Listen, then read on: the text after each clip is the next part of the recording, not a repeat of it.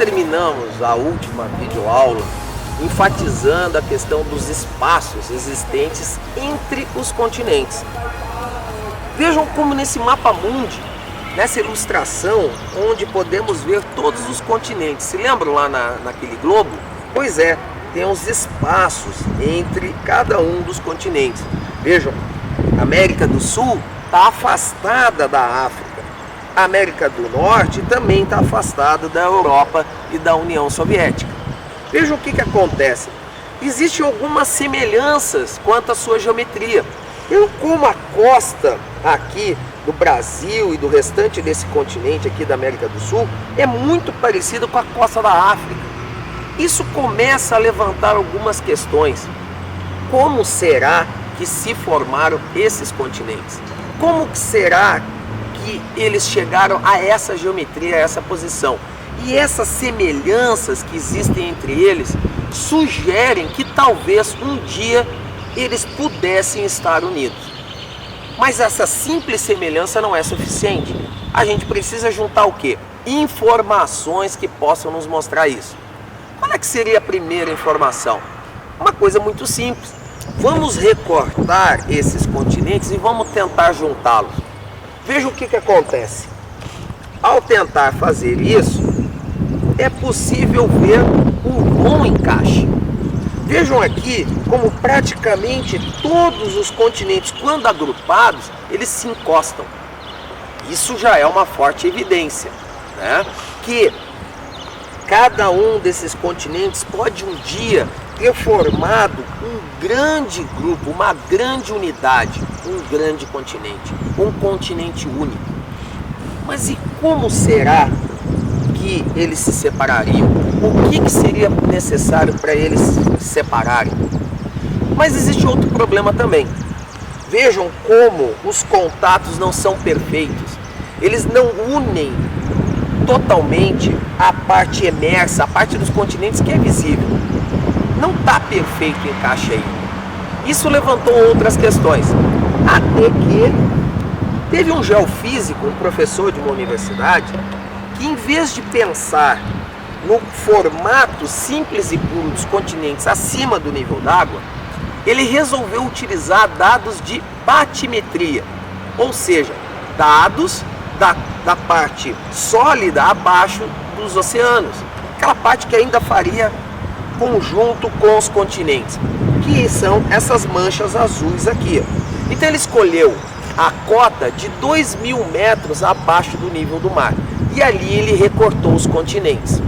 Vejam agora, o contato entre os continentes é quase perfeito. Então, desconsiderando a parte dos oceanos, a parte das águas salgadas dos oceanos, levando em consideração essa batimetria, o encaixe é considerado geologicamente perfeito.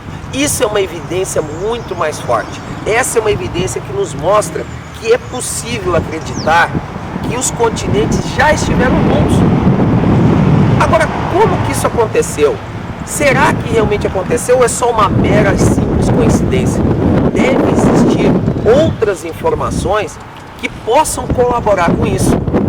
E existem também outros estudiosos, como por exemplo, os da biologia. Vejam, esse é um mapa que reconstitui novamente os continentes, mas mostra que determinados animais, na mesma época, estavam em mais de um dos continentes. Essas manchas amarelas, vermelhas, verdes, azuis, mostram a existência de registros fósseis, ou seja, registro dos restos desses animais e desses vegetais que cobrem boa parte do mundo. Hoje eles estão separados. A maioria desses animais são terrestres. Então eles significam que eles não nadavam ou não poderiam nadar a grandes quantidades. Isso já é uma nova informação. Isso já é um novo confirmamento de que esses animais poderiam existir em um ambiente único, em um continente único. Mas não foi só por aí. Existem outras informações também que colaboram nessa ideia. A geologia. As rochas existentes em alguns pares de continentes são absolutamente idênticas. Como, por exemplo, nesse mapa entre a América do Sul e a África, existem 3 grandes unidades litológicas representadas por essas manchas roxas, que a geologia, as rochas são absolutamente idênticas dos 2 lados. Não são só essas, são várias outras. Essas são as principais. Mas vejam como isso mostra que um dia tudo isso pode ter andado junto. Um dia a América do Sul e a África podem ter estado coladas, juntas. Agora, se romperam. Hoje a gente vê as 2 separadas. Uma outra evidência que também foi vista foi nos próprios oceanos. Bom, se temos o continente de um lado, o continente do outro e o oceano no meio, esse continente surgiu depois dessa quebra dos oceanos. Então lá, se olharmos para o fundo oceânico, deve existir alguma informação. Os pesquisadores, os geólogos, os geofísicos pesquisaram durante anos, até que alguém teve uma ideia brilhante. Resolveu medir o magnetismo gravado dentro das rochas. As rochas têm uma capacidade de se gravar magneticamente. E aí o que ele fez? Ele pegou um equipamento capaz de medir essa magnetização. Conseguir saber intensidade, conseguir saber direção. E aí ele descobriu uma coisa muito engraçada no fundo oceânico. O fundo oceânico, magneticamente, ele é todo zebrado. Veja o que acontece quando ele passou o equipamento por cima do fundo oceânico. Ele registrou pares de posições idênticas à do Polo Sul magnético atual e pares opostos à posição original, à posição natural de hoje. Isso foi uma evidência muito grande, mas não foi a única. A outra evidência grande é que eram simétricos esses registros em relação à dorsal mesoceânica, ou seja, aonde se acredita que haja a formação dos oceanos, do fundo oceânico. Então o que acontece? Eu tenho um registro que é igual, é simétrico dos 2 lados, e ele data épocas diferentes, simetricamente um lado ao outro. Então o que acontece é que o fundo oceano, magneticamente, ele é conhecido como fundo zebrado. Por quê? Porque parece o padrão de uma zebra. Vejam aqui o que acontece. Aqui nós temos a América do Sul, aqui nós temos a África. Olha o que acontece quando feito um mapa global. Aparece um monte desses padrões. Anomalias magnéticas positivas e negativas, simétricas em relação à cordilheira mesoceânica e idênticas nos 2 lados.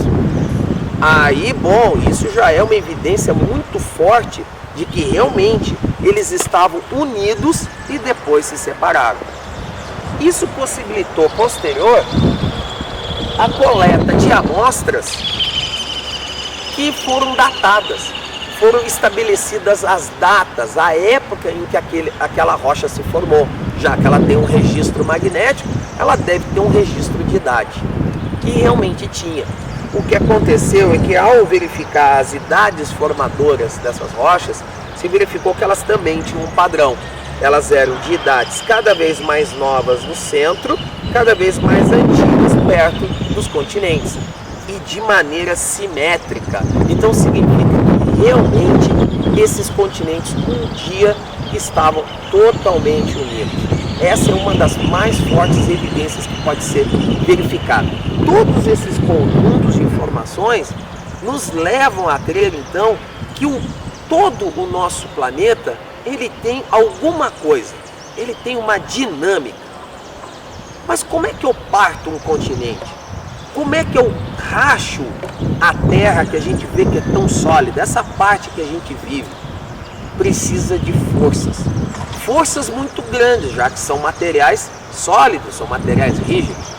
Da onde será que vêm essas forças que afastam os continentes e quebram eles em lugares bem específicos? Bom, para isso nós vamos precisar ir até os laboratórios para poder mostrar como que seria possível surgir esse tipo de força. Então vamos lá para dentro, vamos para o laboratório, verificar como é que isso aconteceu. Vamos lá. Oi, estamos aqui no laboratório de Química da Unipampa de Caçapava. Estamos aqui porque nós vamos realizar então aquele experimento para tentar mostrar que forças que estavam atuando para poder partir o nosso planeta Terra nos continentes. Lembra, né? A gente viu que os continentes se encaixam perfeitamente. Aqueles moldes, aqueles modelos nos mostraram várias informações que provaram que a Terra já foi uma massa única de terra e agora ela está partida. Mas como que parte material sólido? A gente precisa de forças. É bem simples da gente ver. Olhem bem, ó, eu tenho essa fita aqui de papel. Enquanto eu não fizer nada nela, ela vai continuar inteira. Mas o que acontece? Ó, eu vou afastar ela, eu vou aplicar uma força, ela rasgou. E aí ajuda. Olhem só, o encaixe, né, muito parecido com aquela mesma situação aqui, ó, Brasil e África, o encaixe do papel é perfeito. Tá, mas isso aqui é uma folha de papel? Isso aqui é fácil, qualquer criança rasga. Mas uma coisa mais sólida, né? Então vamos demonstrar mais ou menos como é que seria, por exemplo, uma régua de plástico, né? Já é mais sólida. Vejam bem, eu não consigo com força simples, né, quebrar ela. Eu preciso aplicar uma força maior. E não adianta eu puxar, vou precisar de muita força aqui para quebrar. Olha só o que acontece quando eu faço isso aqui.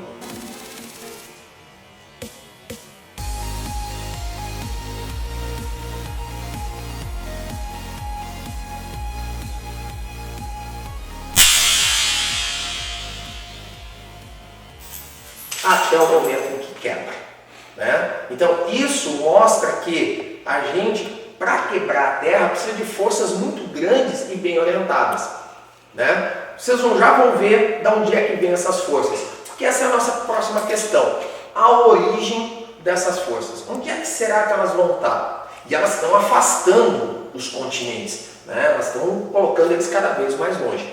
Para exemplificar isso, nós vamos usar esse experimento. Eu tenho aqui um copo de Becker com água, ele está aquecendo. Agora, o que está acontecendo com a água aqui? O que será que está ocorrendo com a água? Para poder verificar, vamos colocar um pouquinho de arroz, um pouquinho de feijão, para ver o que acontece com essa água aqui. Agora vamos esperar para ver se o arroz e o feijão vão nos mostrar alguma característica. Então, vamos acompanhar? Vamos ficar olhando o que acontece.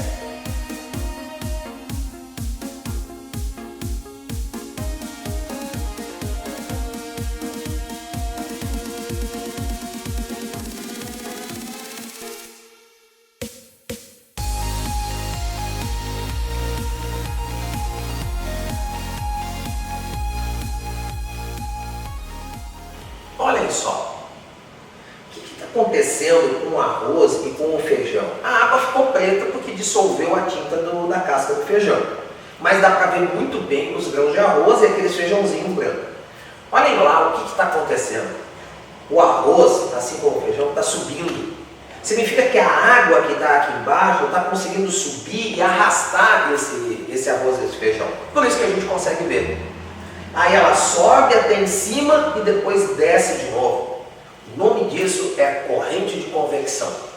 E o que causa são tensões aqui em cima, arrastos, quando a água chega na superfície e depois desce, criando então forças distensivas na superfície da água. E aí o que acontece? Se a gente imaginar agora essa superfície da água como a superfície ali do globo, a gente pode criar uma analogia que deve existir dentro da Terra algum mecanismo semelhante a este que faz com que haja tensões na superfície e vai quebrando os continentes.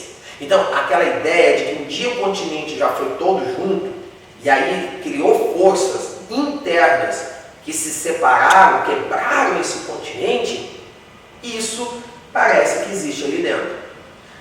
Teoricamente, né, se acredita que exatamente os mesmos mecanismos aconteçam na Terra, no manto terrestre. Uma camada intermediária entre a nossa superfície e o núcleo. Esse manto teria exatamente essa característica, de conseguir trazer o calor do núcleo da Terra para a superfície, tal como a água faz. Mas isso é tema da próxima aula. Então vocês vão ver uma aula dedicada exclusivamente só para explicar como que pode ocorrer esses mecanismos e como que esses mecanismos fraturaram a Terra. Então, até a próxima aula.